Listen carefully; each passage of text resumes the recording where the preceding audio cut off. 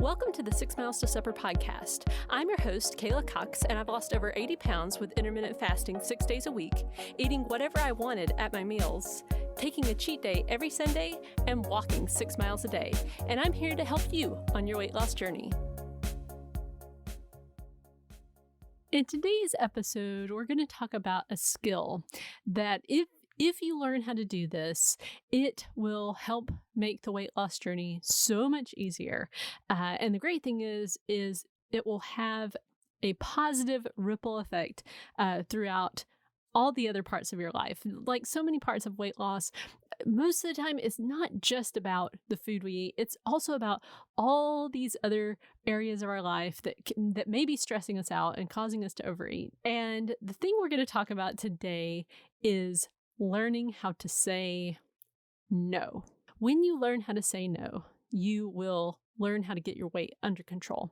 You'll also, though, get a stronger marriage. You'll have better relationships with your kids and with the people around you, with your family members, extended family, with your job, with your boss. It's just a matter of learning this skill. Now, I want you to know that I was the world's worst at this. I was the type of person who, at one point, I always just said yes. I never said no. And the big problem I had was I didn't realize what a huge problem this was. And I didn't understand that when I kept saying yes, and I was just not telling anyone no, that anger and resentment was building inside of me, and that was really unhealthy. So in this episode, I'm going to talk about, how my own journey has looked, so that you can see, even if you're the type of person right now who just cannot say no to people, there's hope for you. And it really is a helpful thing to learn. So when I was at my heaviest, that was probably, in hindsight, that was also when I was at my weakest. I mean, I was basically a doormat. I wasn't confident at all, and I just couldn't tell people no. And this one time stands out in my memory. I was at probably my heaviest weight, and somebody just dropped their pet off. They were going on vacation. They just dropped the pet off with no warning or anything. They just came, gave the pet to us and said, we need you to take care of them while we're gone. And I, of course, didn't say no. I just, okay, and I didn't communicate to this person that I didn't want to do this. I could have, in hindsight, I see that I could have said no. I could have said, I'm sorry, we can't do this this weekend, or no. But at the time, it felt like I couldn't say no. And so then what happened was when I went inside, like the person who did this, by the way, had no idea that I was even upset because that's the way I acted. I always acted like everything was perfectly fine, but deep inside, I'm upset. So I went inside, I was in the bathroom, and I was so angry, like I was holding this hairbrush, and I snapped that hairbrush in two. And at that moment, I realized, I just had this epiphany, wow, this is a big problem. My inability to say no is causing me to be really angry deep down inside. And I need to figure out how to do this, how to say no to people. And lucky for me, at that time, I was listening to Dave Ramsey, and on his show at that time, he was really recommending the book Boundaries a lot. Like he would just, for every caller almost that called in, he would say, you need to read Boundaries. And so many of the calls did sound similar to like how I was, just I had this inability to tell people no. And so I got the book, and that book was super helpful for me. And here's why. I'm a Christian. And so that to me, that's the most important thing in my life is my Christian walk. And I'm always trying to live my life in the way that I think a Christian should live. And somehow I had gotten it into my head that a good Christian always says yes, like it never tells people no, and that's just how you live your life. When I read that book, though, it really gave me some insight, some scriptural references, which I desperately needed to help me to see that it is, in fact, important for Christians to be able to say no to people. And I would highly recommend that book to you if you're a Christian. I mean, just know, if you're not a Christian, you can certainly read the book, and I think you would get a lot out of it. But there is a lot of scripture, and it does come from a Christian perspective. So one big takeaway that I got from that book was that a lot of times the reason why we are afraid to tell someone no is we're afraid that they won't love us anymore, that they're going to take away love if we say no. And what I learned was, if that's the only reason they love you is because you always say yes, that's not real love. Real love is somebody can tell you no and you're still going to love them anyway. But this is difficult because some of us we were even told as kids, like, you don't tell me no. And we can internalize that and really have a hard time telling people no when we grow up. Now, here's the thing. I do want to make this really clear. When you tell people no, they have the option to get mad. They may get upset. In fact, I mean, it's happened to us. We've been asked to do something, and because we know that, we're not going to do that because we'll feel resentful later if we say yes, people have gotten angry. People don't like it when you say, hey, could you pick up so and so from the airport? And you say, no. And the thing though is here is the thing that you can kind of hang on to is that even when somebody gets upset, they get over it eventually. And we're all adults here. And the interesting thing my husband and I have found is that when you tell people no, at first, yeah, they may get a little bit upset, or maybe sometimes they're just surprised that you would say no. But then they respect you more, and they start to respect your time more, and they start to see, like, oh, well, if we need them to do something for us, we're going to need to give them more of a heads up, or we need to actually ask and not just assume. But the thing is, it just takes going through it. There's no real shortcut other than just go straight through. Like, you have to just learn how to say no and deal with that initial awkwardness and maybe that initial anger, and then you'll get to the other side. So let's talk about the actual, like, how do you say no? Like, how do you tell someone no when they ask you to do something? And here are a few things that help me. The first one is learn that no is a complete sentence. And I think that, this is the big thing that helped me, especially in the beginning, was to simply say no.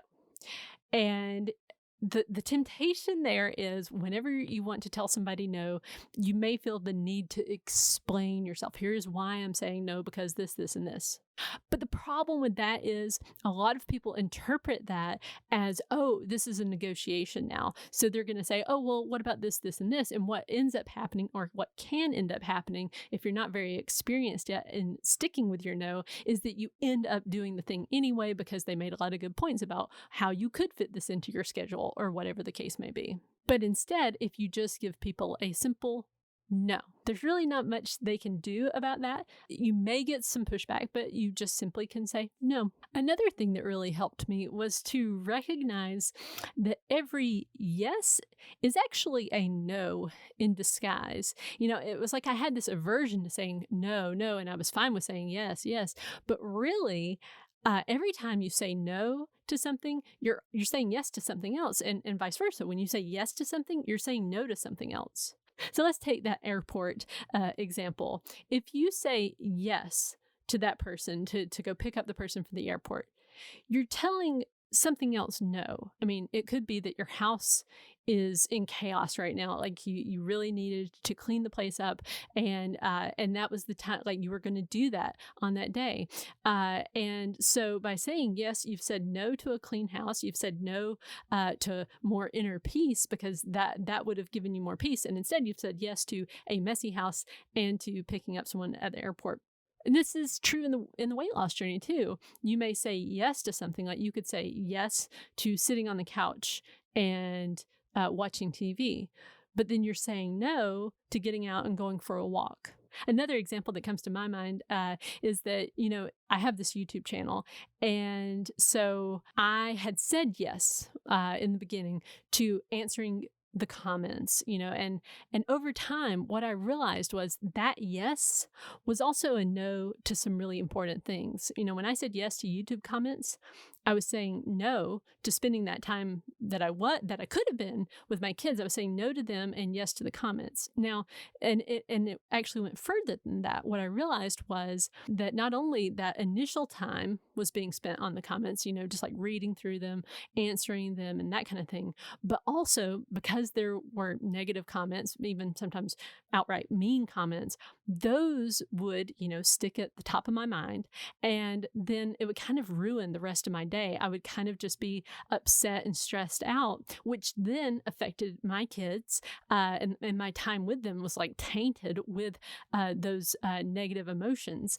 So what I had to realize was that yes that I was giving was this no to something that I found much more important. So I flipped it and I said, no, I'm not going to do that anymore. So I turned off comments on my YouTube channel, and I was able to say yes then to more time with my kids, a clearer mind, and just in general, a more enjoyable experience. Now, a final thing that can help you with learning how to say no is to think about how you will feel if you say yes and if you say no.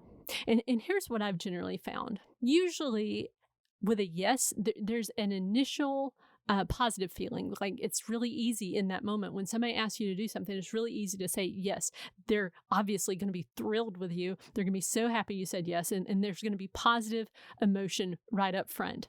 Right. But then what happens for so many of us is that then the negative emotion comes when that initial little, I agreed to this thing wears off and you realize like, oh no, why did I say yes to that? Because I'm too busy, or I've got all these other things that I wanted to do. And why did I say yes to that? So the regret comes later. And of course, then resentment can come in too. And that's not a healthy thing. On the other hand, when it comes to saying no, usually there's going to be a little bit of awkwardness up front. You're going to feel kind of like, like, no, I can't do that. And you may get pushback, or you may get, somebody being kind of upset with you, but then that passes and you're, in that positive space because you have taken control of, your own schedule, and you've decided this is how I'm going to spend my time. Resentment doesn't come in because you gave someone a no and you've put up that boundary.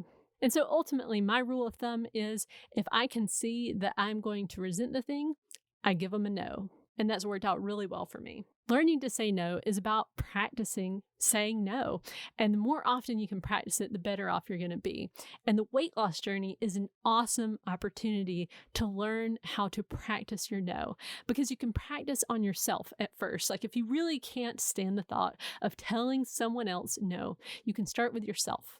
And intermittent fasting is a fantastic resource for this because it is a clear no. It is a clear boundary that says no eating during this time. So you have to tell yourself no, like even if you're hungry, no, we're not going to eat right now. We're going to wait until the window opens up. And when you get consistent with that, what happens is you start to lose weight. And because you're starting to lose weight, you can see the positive benefits that are happening simply because you're telling yourself no. And then that can teach you that giving a no to other people is also healthy, and it also provides positive results. And I've definitely seen time and time again, the more comfortable I get with telling myself no and with telling other people no, the better my life gets, the less resentment I have, and the more control I have, the more self-discipline I have over, everything from my weight to my finances. And again, in my marriage and with my interactions with my kids and my extended family. So right now, if you're in the place that I found myself, several years ago, when in that place where I was kind of a doormat, just incapable of telling people no, I hope that this podcast has encouraged you that yes, you can learn how to say no, that it's a very healthy thing to do, and that your life really can improve when you learn how to give yourself a no, and also when you can learn how to give that no to others. So thank you for listening to this episode, and I'll see you in the next one.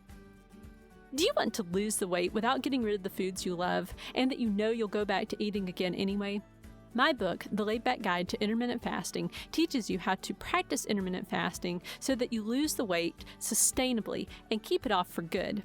You can get the audiobook read by me for free when you sign up for your 30-day trial of Audible. The link is in the show notes.